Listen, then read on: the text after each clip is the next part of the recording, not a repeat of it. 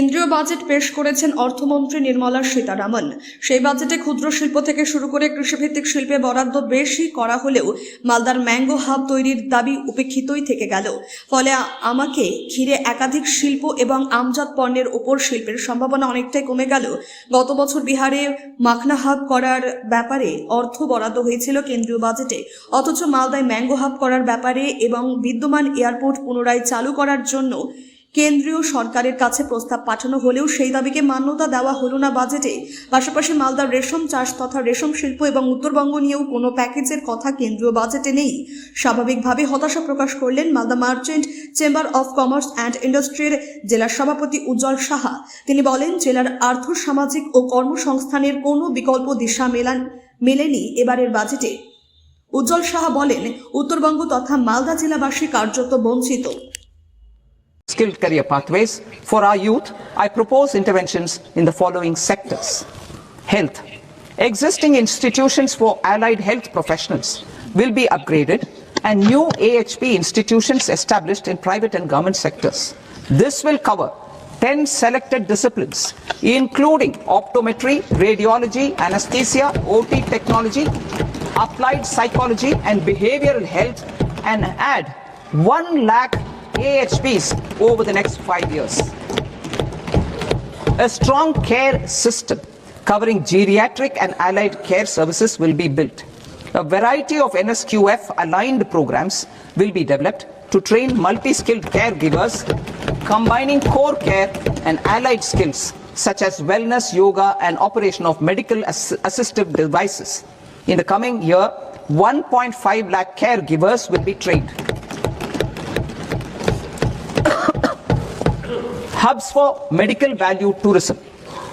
To promote India as a hub for medical tourism services, I propose to launch a scheme to support states in establishing 5 regional medical hubs in partnership with the private sector. These hubs will serve as integrated healthcare complexes that combine medical, educational and research facilities. They will have Ayush centers, medical value tourism facilitation centers, and infrastructure for diagnostics, post-care and rehabilitation. These hubs will provide diverse opportunities, job opportunities for health professionals, including doctors and AHPs.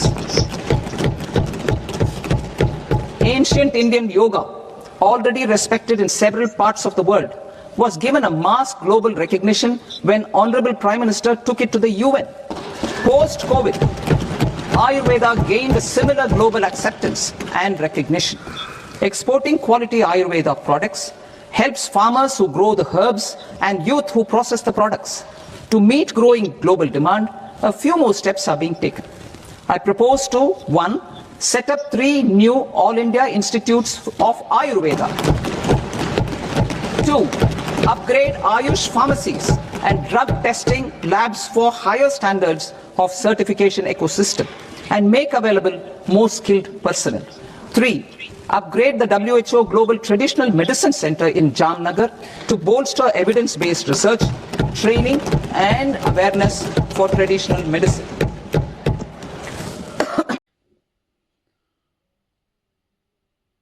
উজ্জ্বল সাহা, সভাপতি, Malda merchant chamber of commerce and industry.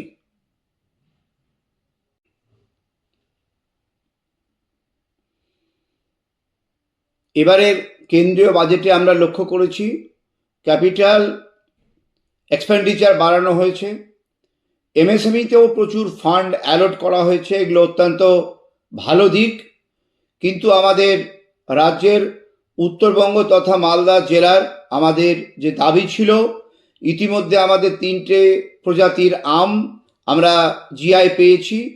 অতএব আমাদের এই মালদাতে mango hub declare করার জন্য, সেই সঙ্গে মালদার কৃষিকে কাজে লাগানোর জন্য, এখানে কৃষিভিত্তিক ইন্ডাস্ট্রি তৈরি করার জন্য, এক্সিস্টিং যে এয়ারপোর্ট আছে সেটা পুনরায় চালু করার জন্য আমরা আমাদের দেশের মাননীয় প্রধানমন্ত্রী এবং আমাদের কেন্দ্রীয় অর্থমন্ত্রীর কাছে আমরা দাবি করেছিলাম। কিন্তু আমরা এবার বাজেটে এই সমস্ত পরিলক্ষিত করিনি। আমাদের মালদা জেলার ম্যাঙ্গো হাব ডিক্লেয়ার থেকে আমরা বঞ্চিত হয়েছি। এক্সিস্টিং এয়ারপোর্ট চালু করার জন্য আমরা বাজেটে কিছু পরিলক্ষিত করিনি, বস্তুত আমরা উত্তরবঙ্গবাসী, বিশেষ করে আমরা মালদা জেলাবাসী, আমাদের Malda trade industry commerce fraternity আমরা হতাশ। আপনি কি ছেলের পড়াশোনা নিয়ে প্রতিদিন চিন্তায় থাকেন? অঙ্ক আর ভৌতবিজ্ঞানের ভয় কি আপনার ছেলের আত্মবিশ্বাস কেড়ে নিচ্ছে? পরীক্ষার ফলাফল নিয়ে কি ভবিষ্যৎ অনিশ্চিত মনে হচ্ছে? এখন আর চিন্তার কোনো কারণ নেই, কারণ ছেলের উজ্জ্বল ভবিষ্যৎ গড়ার বিশ্বস্ত ঠিকানা এখন রায়গঞ্জেই। রায়গঞ্জের প্রাক্তন প্রধান শিক্ষক নীরেন দাস দীর্ঘদিনের অভিজ্ঞতা, গভীর বিষয় জ্ঞান ও ছাত্রবান্ধব পড়ানোর মাধ্যমে ইতিমধ্যেই বহু ছাত্রকে সফলতার পথে এগিয়ে নিয়ে গেছেন। অঙ্ক আর ভৌতবিজ্ঞান আর ভয়ের বিষয় নয়, সহজ ভাষায় ধাপে ধাপে পড়ানো, দুর্বল ছাত্রদের জন্য বিশেষ যত্ন, বোর্ড পরীক্ষা ও ভবিষ্যৎ প্রস্তুতির সঠিক দিশা। আজ যে ছাত্র পিছিয়ে, কাল সেই হতে পারে সেরা, শুধু প্রয়োজন একজন যোগ্য গাইডের। ঠিকানা রায়গঞ্জে সেরিকালচার অফিসের ঠিক উল্টো দিকে।